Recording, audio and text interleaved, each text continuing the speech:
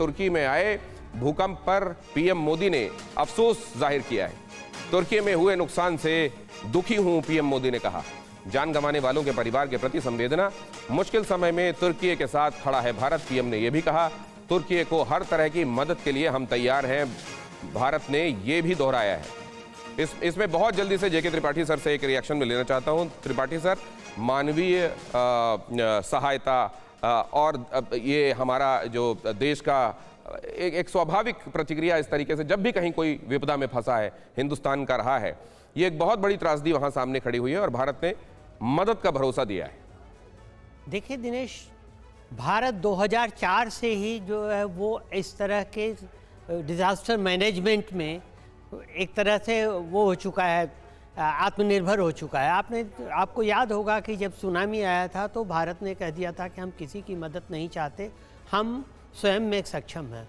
ये अपने खेत में 2000 मछलियां पाल के हर 6 महीने में 3 लाख तक कमा रहे हैं। आपको भी ये करना है, इनसे सीखना है तो फ्रीडम ऐप को अभी डाउनलोड कीजिए। उसके बाद से भारत ने हर देश को जिसको जरूरत थी उसको मदद दी। और तुर्की के साथ हमारे संबंध तुर्की के साथ बहुत अच्छे नहीं है पाकिस्तान की वजह से, राइट। लेकिन इसके बावजूद भारत ने तुरंत मदद की घोषणा की।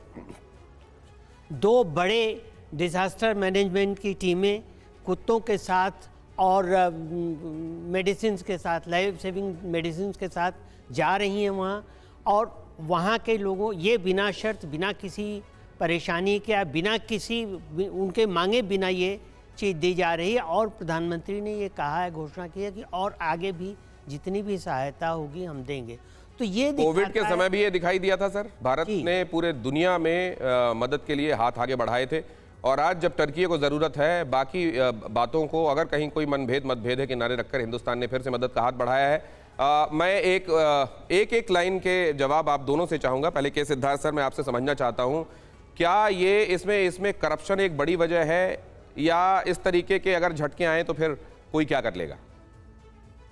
नहीं, करप्शन तो हमेशा एक वजह हो सकती है गौतम साहब, लेकिन आप ऐसे समझिए कि ऐसे झटके आते हैं तो उससे खुद समायोजित हो सकता व्यक्ति। समायोजित होने का तो तरीका होता अर्थक्वेक रेजिस्टेंट बिल्डिंग है। मतलब आप सोचिए कि 90 स्टोरी के बिल्डिंग भी ध्वस्त अब नहीं होते हैं। और जापान में अगर ऐसी अभी बात भी हो रही थी तो बिल्डिंग स्वे करने लगते हैं, वह उस रूप में पेंडुलम की तरह हिलने डुलने लगते हैं, लेकिन गिरते नहीं है।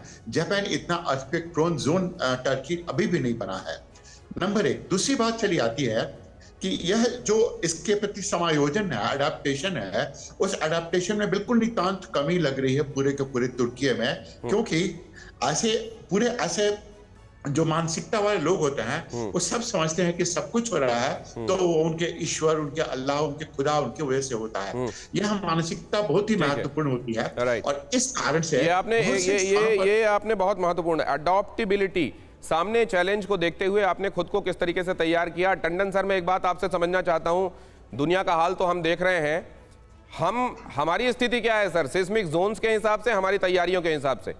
देखिए सर, जो आपने फंडामेंटल क्वेश्चन उठाया ना, हमारी स्थिति बहुत अच्छी नहीं है और ये बार बार एक्सपर्ट कह रहे हैं, वाडिया इंस्टीट्यूट के लोगों ने कहा, कई लोग कह रहे हैं। हम लोग बड़े एक डेंजरस जोन में हैं, जो हिमालयन, जैसे पहले किसी ने बोला, हम लोग जोन 5 में हैं। और अनफॉर्चुनेटली जो जिस करप्शन की आप बात कर रहे हैं वो शायद हमारे देश में उसकी कोई कमी नहीं है। अगर आप चले जाइए ग्रेटर नोएडा, इस तरफ चले जाइए, बड़ी अच्छी लगती है, उसकी विशालकाय बिल्डिंग लग रही है, पर ये करप्शन हमारे यहाँ भी बहुत है। तो भगवान ना करे कभी ऐसी स्थिति आए तो मैं क्या कह सकता हूँ इसमें। ये एक बड़ा संगीन मामला है क्योंकि हजारों लाखों लोगों की जिंदगी दांव पे लगी हुई है। ये बहुत बड़ी बात सर, मैं उम्मीद करता हूँ अथॉरिटीज देख रही होंगी और सिर्फ इसको दृष्टा भाव से ना देखा जाए कि वहाँ क्या हुआ, बल्कि इसको लेकर हमारी जो तैयारियां होना चाहिए। हमने वहाँ मदद का ऐलान किया है, मदद की कोशिश कर रहे हैं, वो ठीक है, लेकिन हमको जहाँ पर अपनी तैयारियों को मुकम्मल करना है उस तरफ भी ध्यान दिया जाएगा, मैं उम्मीद करता हूँ। बहुत धन्यवाद आपका सिद्धार्थ सर, बहुत धन्यवाद आपका टंडन सर। और यहाँ पर आप देखिए, अरेबियन प्लेट जो है वो यूरेशियन प्लेट, एनाटोलियन प्लेट और अफ्रीकन प्लेट से घिरी हुई है। यहाँ की स्थिति आपने देखी, यहाँ वाडिया इंस्टीट्यूट से लेकर तमाम ताकीदें की जा रही हैं। हम यहाँ हिमालय के करीब, सिस्मिक सेंसिटिविटी के हिसाब से हमारी भी स्थिति बहुत तैयारी वाली, हम कितनी तैयारियों में हैं अभी आपने सुना। ये अपने खेत में 2000 मछलियां पाल के हर 6 महीने में 3 लाख तक कमा रहे हैं। आपको भी ये करना है, इनसे सीखना है तो फ्रीडम ऐप को अभी डाउनलोड कीजिए।